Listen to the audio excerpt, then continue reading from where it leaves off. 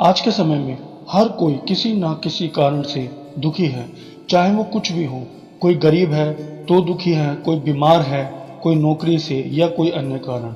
लेकिन इससे भी बड़ी बात यह है कि हम खुद को दुखी और दूसरों को अपने से ज़्यादा सुखी समझते हैं। सच तो यह है कि इस दुनिया में हर कोई अपने अपने हिस्से के सुख या दुख भोगते हैं। फिर भी हर वक्त लोग यह सोचते हैं कि कैसे भी दुख चला जाए, लेकिन सुख वो आनंद होता है जिसको व्यक्ति कभी जाने देना ही नहीं चाहता।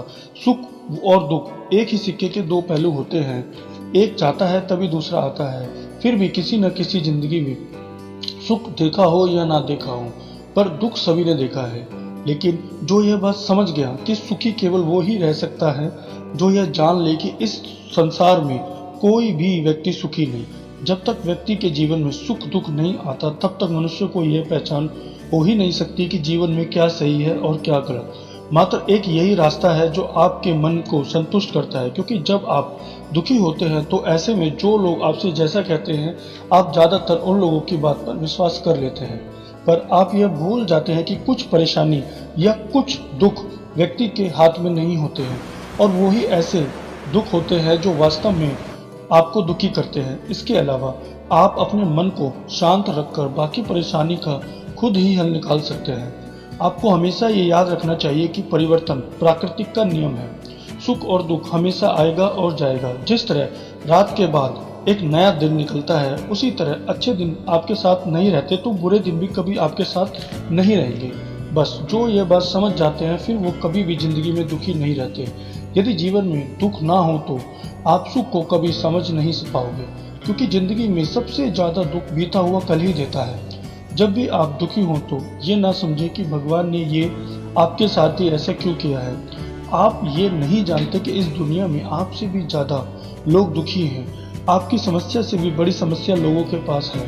दुख तो इस जीवन का एक हिस्सा है जो आपको छोड़ ही नहीं सकता। इसीलिए कभी भी समस्या से ना घबराएं, बस अपने आप पर भरोसा रखें। एक बार जब महात्मा बुद्ध लोगों को उपदेश दे रहे थे, तभी अचानक एक बूढ़ी औरत वहां रोती हुई आई और बुद्ध के चरणों में आकर गिर गई और उसने कहा, हे महात्मा, मैं इस संसार में सबसे दुखी औरत हूँ और मैं अपने जीवन में बहुत परेशान भी हूँ। बुद्ध बोले, हे माता, क्या हुआ? आप इतनी दुखी क्यों हो? आप इतनी परेशान क्यों हो? उस बूढ़ी औरत ने कहा, महात्मा जी, मेरा एक ही पुत्र था जिसकी कल रात बुखार के कारण मृत्यु हो गई। बस वही मेरे बुढ़ापे का आखिरी सहारा था।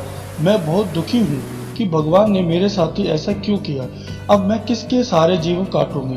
तब महात्मा बुद्ध बोले, माता, आपका दुख मैं समझ सकता हूँ, पर पहले आप मुझे एक भी ऐसे घर से एक मुट्ठी चावल ले आओ जिस घर में कभी भी कोई मृत्यु ना हुई हो, फिर मैं आपको आपकी समस्या का हल बताऊंगा।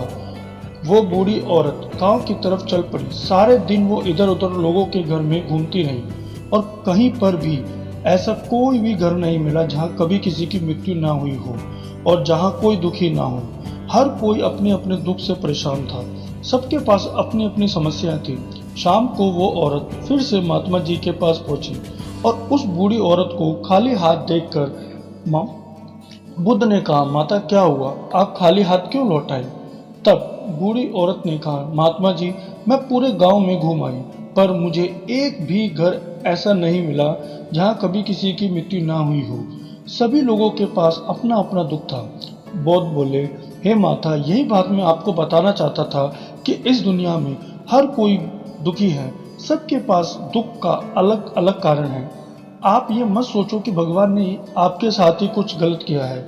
जब तक जीवन है, सुख दुख चलता ही रहेगा। केवल वही इंसान इस दुख से बच सकता है जिसे कभी सुख की चाह ना हो।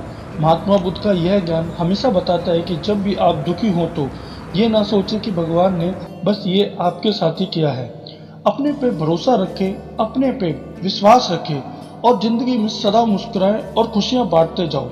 आपका दुख धीरे धीरे सुख में बदलता ही जाएगा।